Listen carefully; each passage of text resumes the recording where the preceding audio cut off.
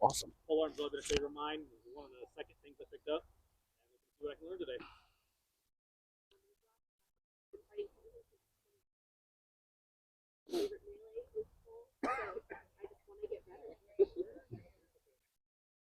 My name's Cord. I've been playing since '95. I don't have anything specific that I'm trying to pick up, but I'm too old to learn something. Maybe too old to retain it. We'll see what happens. Bin card. I'm second gen amp guard. I don't remember when I started. No, same. I recently had this built it, and I'd like to learn how to use it. Started around last year.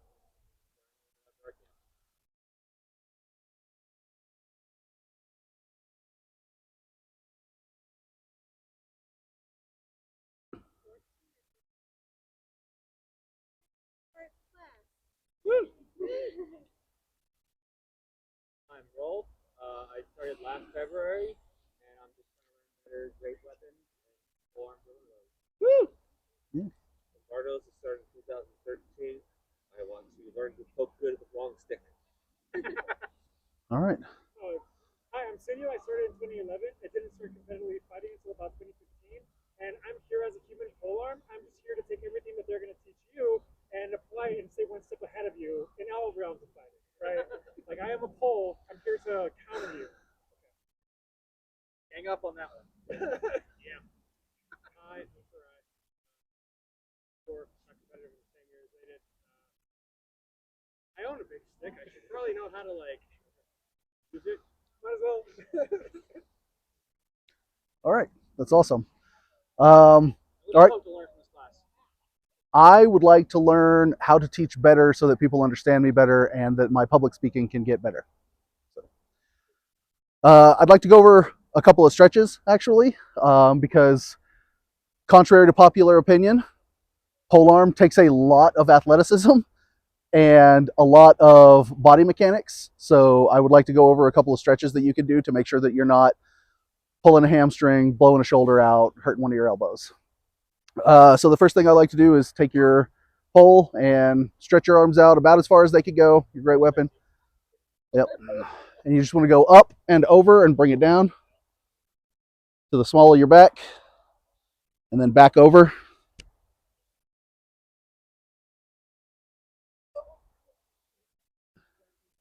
Do that 2 or 3 times and then bring them close in front of you and just bring it up straight above your head. That stretches 2 different parts of your shoulders. Do that 3 or 4 times and then hold it vertically in front of you and rotate at the waist.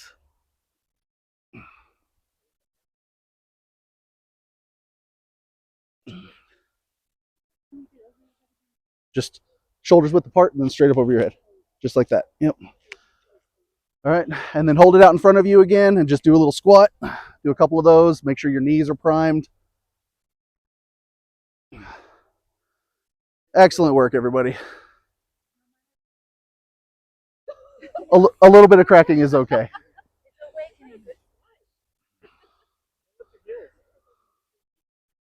Yeah. Heels on the ground. You used to balancing for baseball.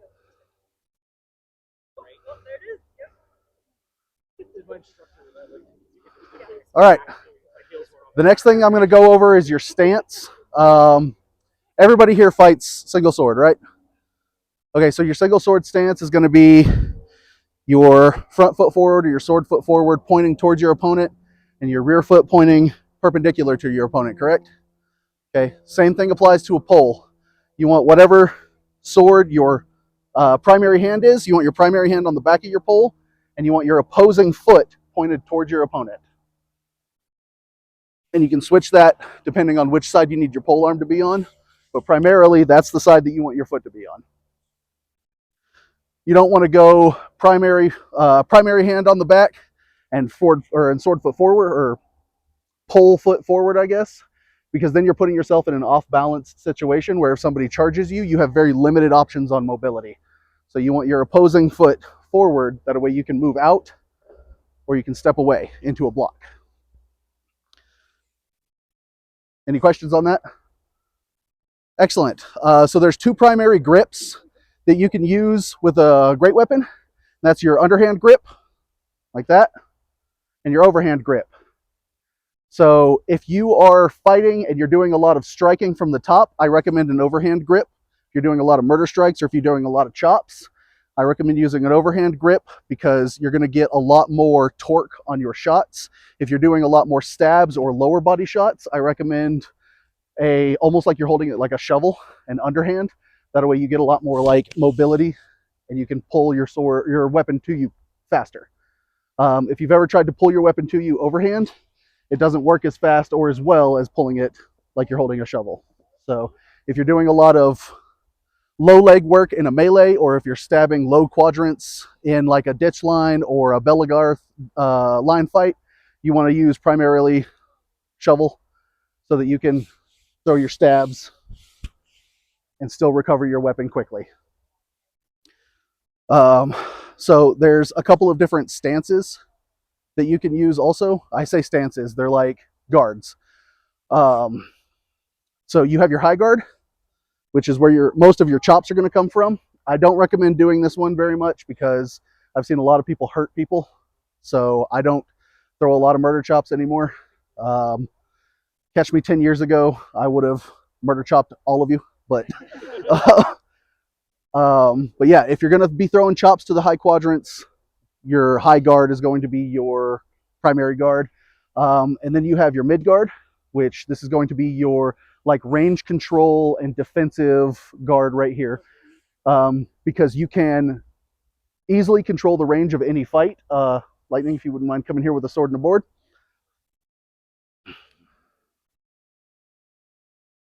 If I want to keep Lightning away, I can just keep my guard out, right? She cannot proceed closer than I want her to. Are you her or they them? Oh, her. Okay. Now I need somebody with a fits. You can also range guard somebody with a longer weapon, because if I want him to push in on me and try to strike me, I can just bring my pole in closer. Now he's going to try and throw, and you parry out and extend your range. So your middle, do what? Don't even have to move your feet. You can deceive your opponent's perception of your range with your range guard just by decreasing the distance that your pole is out from your hand. So like from right here, just stay right there. From right there, Lightning doesn't seem like they're threatened, right? But I can literally just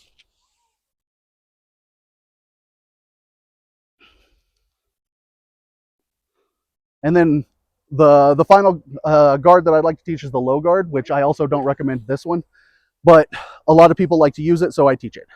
And that is down like this. There's not a whole lot that you can do from this because you're basically just going to be sweeping legs. And anybody who can get your pole down has eliminated almost any threat that you have. Like if she blocks and then brings my pole down, like there's almost no way you can recover from this because she's pushing my overhand into my body like that. I don't recommend using the low guard like that unless you plan to get very aggressive very quickly. So for you bell fighters, that's probably a good way to start. I recommend just your mid guard. This is your most versatile guard. You've got all of your range control here. You've got a number of stabs. You can easily transition from your mid guard up into a high guard if you need to throw a chop. Whereas if you are in low guard, it is very slow to transition to a high guard. So I just recommend if you're new to fighting with a great weapon, or if you're uneasy fighting with a great weapon, just start with your mid guard. That way you can get a handle on how your polearm is going to work in certain situations. Any questions on any of the guards? How far? Spread? About shoulders width apart. Yeah. So yeah, for all of the guards, especially mid guard, you're going to want your hands about shoulders width apart. Any other questions? But if you're using something like Kemp's sweeping blade that has a shoulder handle. Let me see that real quick. So if you're using something like this with a shorter handle, obviously you can't go shoulders width apart. So I would just spread your arms or your hands as far as you can get them. And I would still maintain that middle guard right there, because you have a lot of stabs and you can transition to your high if you need to chop.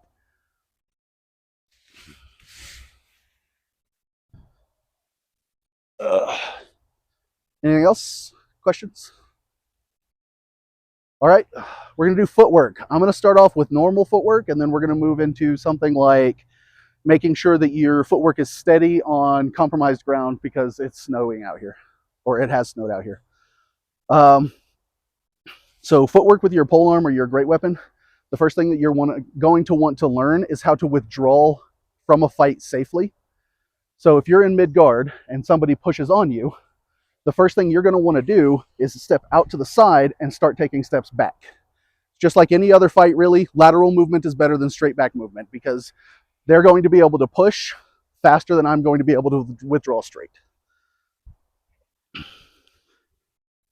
Now, on a compromised surface, what you're going to want to do is before you engage with your opponent, you're going to want to take a look at the terrain and realize, oh, this right here is a grassy spot. This right here is all snow. So if they push in on you, you're going to want to try and rotate to a place where you have better foot purchase, right?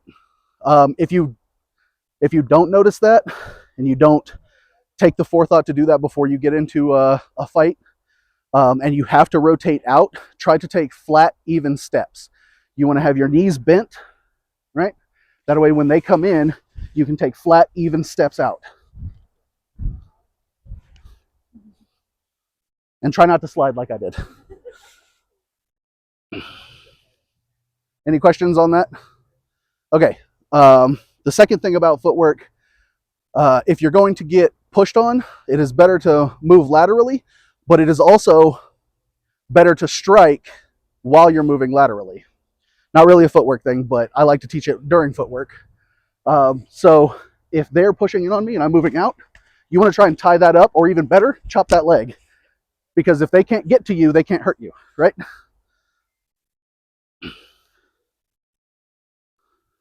So the second set of footwork I like to teach is footwork specifically for shots. So if you are in, let's say you're in mid guard and you're fighting against a aggressive shield, right? You want to step back and out while you're throwing shots, right? If you're fighting a non-aggressive shield and they're ready to just let you stand there and poke at them, I would go offhand, like your pole on their sword side, and I would start taking steps towards their shield side while you're throwing rotating shots. And we'll get into rotating shots here in a second. But you want to be going essentially like this. No, it's fine. You can block all you want. But you want to try and step away from the aggressive side of them while throwing shots to that side. You want to try and tie them up and score any kind of hit that you can get. So the footwork for that shot is going to look like you're rotating out, lateral step. Rotate out, lateral step. So if you're fighting, right, as you rotate out for your shot, you want to lateral step this way. It gives you a little bit of extra torque as you're throwing your shot because your body is moving this way and your shoulders and hips are recovering and bringing your polearm with you, essentially. So instead of throwing a shot like this and using just the body mechanics of your arms and your torso, throwing your step into it throws just a little bit of extra spice on that. You can come out here. I'll show you. Come on. I'm trying to do it how you're doing it. All right. So right here, rotate up. Yep. And step out with this foot at the same time. Yep, just like that. I love it. Yep. Anybody have any questions about that?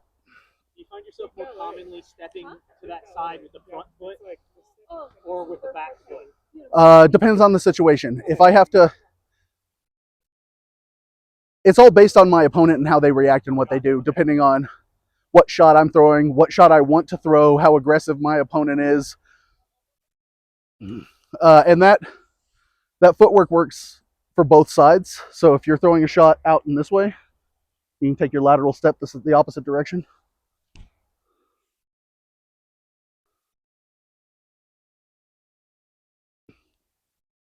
All right, now footwork for a stab. Who lunges really deep when they fight single sword? Okay. So you do not want to lunge very deep when you are fighting with a pole, because you will off balance yourself and your entire striking surface is 6 feet away from you. So if you lunge very deep, by the time I get here and recover, it is faster for them to get to me than it is for me to get into a fighting stance again. So for stabs, you don't really want to lunge a whole lot, but you can take a step just to make sure that you're getting a little bit on that stab.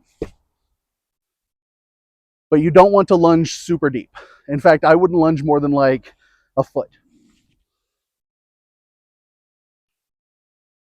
Do what? No, sorry. Okay. You already have the range in your weapon. Yeah. You need to, like, what if you're going to endanger yourself with range you don't need, you already have it in your hand. Yeah. Yeah, this is the queen of weapons right here. Anybody play chess? This is the queen of weapons. Chess, what is that? Is that like Spittoon? Is it like what? It's like Uno, but with little pieces. Okay. Is it like Tornado? It's Fortnite, yeah. It's the first open world battle arena. I love you. So yeah, if you're gonna throw stabs, your footwork's gonna be very short and very precise. If you're throwing stabs at a specific target, like if I want to throw a stab around Lightning's shield, I'm going to want to step. And that was a deep lunge. I shouldn't have done that, but you want to position yourself to where you don't have to throw a deep lunge. But yeah, yeah, absolutely. Come this way. So you want to position yourself to where you don't have to throw a deep lunge. I have bad habits still from back in the day, but if you want to throw a shot inside of somebody's shield, a stab, you want to move away to where you can open that up as you're throwing your stab. Because if you just step like this, slippery, if you just step like this and then throw your stab, they know that you're throwing something to that side of their body. So you want to throw your stab and your shot at the same time. If you're throwing your stab to the rim of their shield as you're moving your foot, your body will naturally take your shot away from right here and into right here. So you want to take your short little step as you're throwing your shot. That's a rear foot step to go away from them and around at the same time, right? I guess technically it would be a front foot step, because if I'm right here, like, but you also have to like 4D chess your way into shots like that, because normally you're going to start like this, because you don't want your primary foot forward. So you're going to have to 4D chess your way into getting to where you can, like, see, she anticipated it because I stepped first.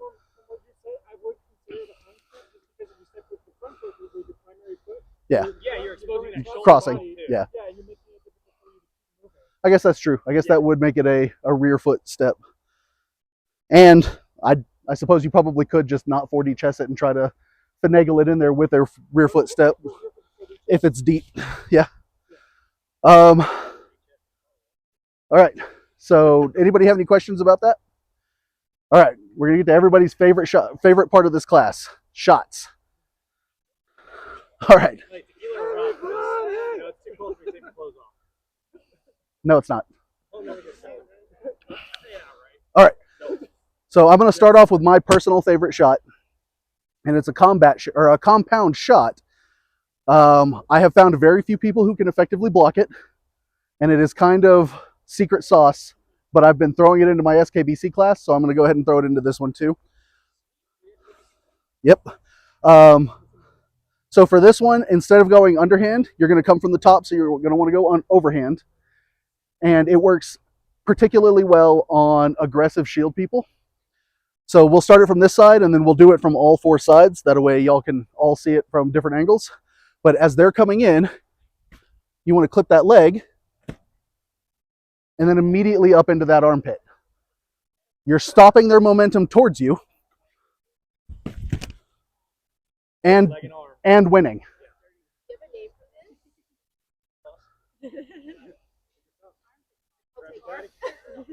Do it. We need a signature move name. That's the Krabby Patty. That's the Krabby Patty. You want to come over here?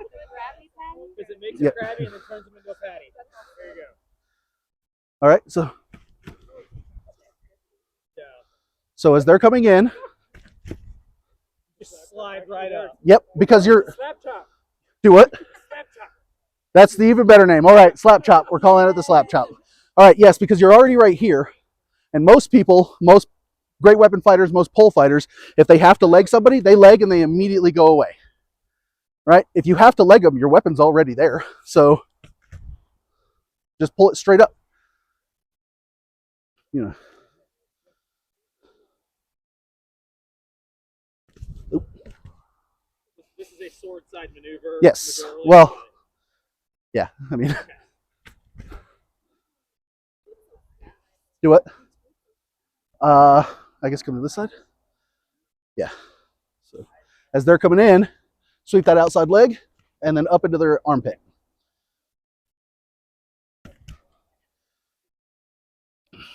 All right. Does anybody feel like they need to practice that? Are you open to letting somebody practice that? Would anybody like an opportunity to practice that a couple of times? Do it. Good. You wanted to practice. Okay, so Oh, yeah. Sorry. you want to switch your pole arm to the other side? Whoops. No, you're fine. Right there, so that you maximize your range. And then as they come in, you want to rotate down onto the calf and then straight up. Like just ride that leg straight up. And you don't have to bring this hand up. In fact, it's better if you don't. Lightning, if you wouldn't mind coming here. Okay, go ahead and strike your leg and leave it there. All right. Now push down with this hand and pull up with this hand. Yes. Like a fulcrum. Fulcrum. Oh, I love it. Great. Yep. Hey. Yep. Anybody else? Okay. All right. So switch to the other side. Like that. All right. Yep, just like that. All right. Now as they come in, you want to strike the calf straight up like that. Yep. Use your hands as a fulcrum.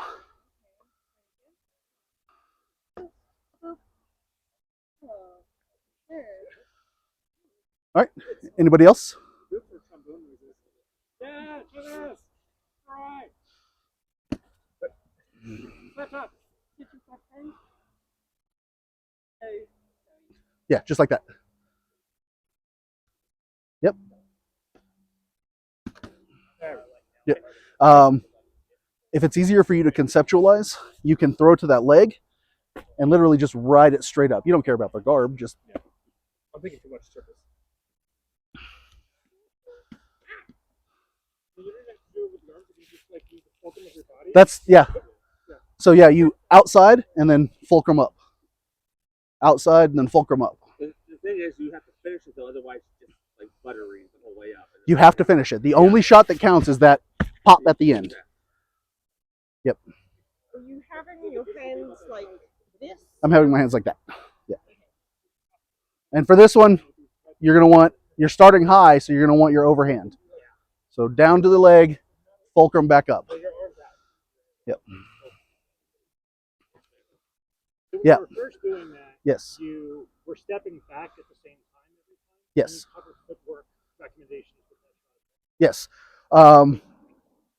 So a footwork recommendation, this will be the only time that I advocate stepping straight back because you want to bait them into taking that step towards you. So if I'm right here and I'm stepping laterally, they're not going to give the same position that I need them to be in. So you take that step back, and as they step with their sword side, you want to strike it and then straight up. Now, if you've got someone who's like a shield turtle, Uh-huh. they always advance with the shield leg. Is there a way to combat that in a similar manner? Yeah. So the shot actually still works because if she's right there, I can literally just Gotcha. Okay. Yeah, sneak around it. Yeah. You want to try it with the? I'm thinking of Sunshine, the way he's always like forward. Don't try that on Sunshine. Yeah, no. Yeah. There, yeah. And then You also want to check your range because your second shot wouldn't have counted. Yeah. Because you hit with the courtesy padding. Yeah.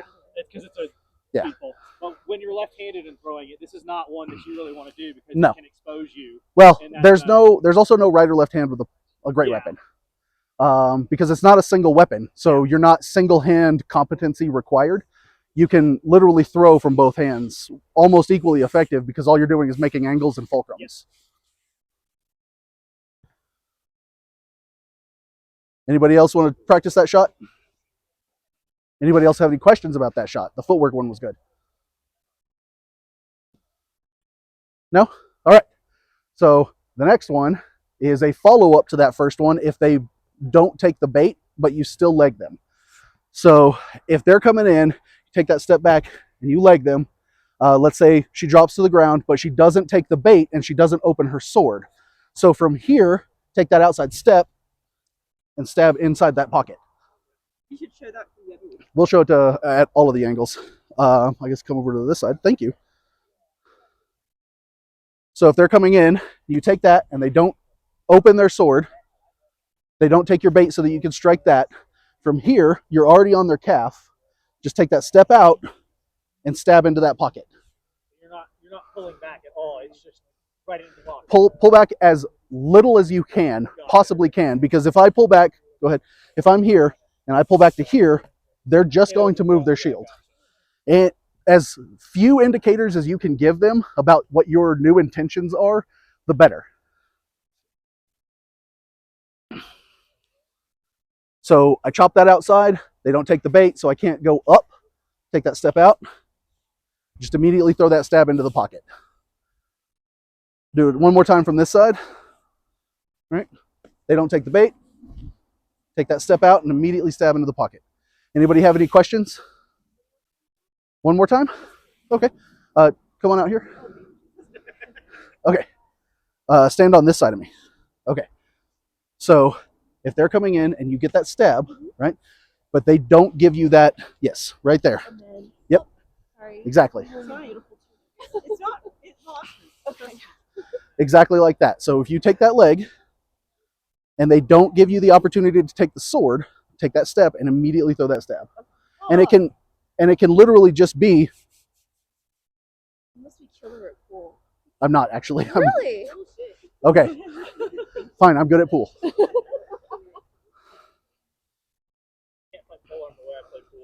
Right. You can, it just wouldn't. No, you're gonna break fingers in my style. You murdered chop. All right. So the next shot that I have,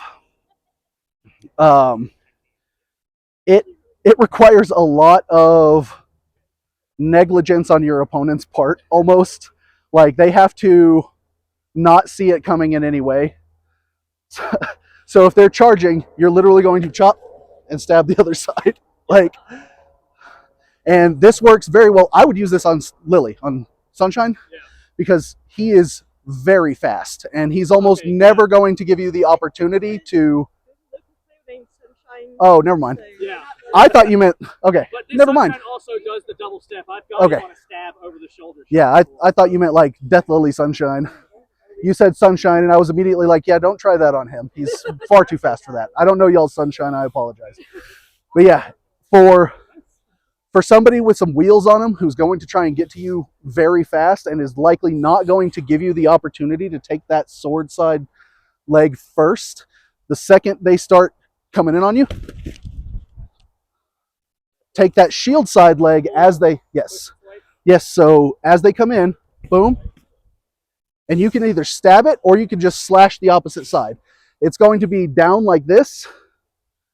You want your strike to glide, you can just stand there. You want your strike to count as a strike and then glide off, and then from here just make the fulcrum to the other side or stab the leg. What? Yeah. Because their other leg is already coming forward. Yeah. Uh-huh. And you don't even need to. Just do it anyway. You got to get that instead of solid, slashing and pulling at the same time. It's like, it's the shield one, right? Like, and you Oh, sorry, you're dead. Yeah. Almost every shot that a pole should be throwing should be, oh, sorry, you're dead, against a shieldman. Just don't say it every time you throw a shot, otherwise that sounds condescending. Oh man, I got into the bad habit. Part of the fun of it. That's part of the fun of it. I got into the bad habit a while ago that if I was in a ditch and I could worm my way in behind somebody's shield from like 3 people down, I'd be like, boop. And I would literally audibly say boop every time. That way they knew it was me. For what it's worth, my favorite kind of thing to say is bye. Bye. Whenever I kiss somebody, bye. But the question that I wanted to ask is, you've been talking a lot about shooting from a safe range, waiting for other people to initiate on you. Yes. Do you have any safe methods of initiating as a polearm without putting yourself too far in danger? Do you have any initiations as a polearm? Most of the initiations from a polearm are going to be when your opponent is distracted or when your opponent is otherwise compromised.